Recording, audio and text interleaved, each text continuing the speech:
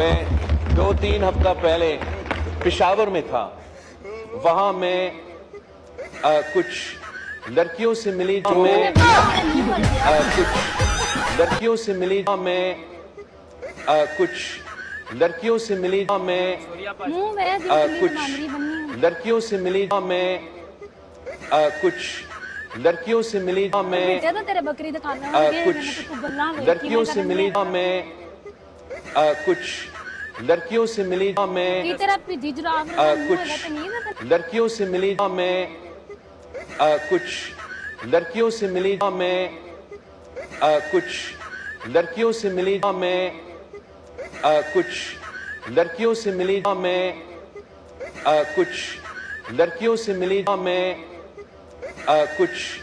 लड़कियों से मिली मैं कुछ लड़कियों से मिली मैं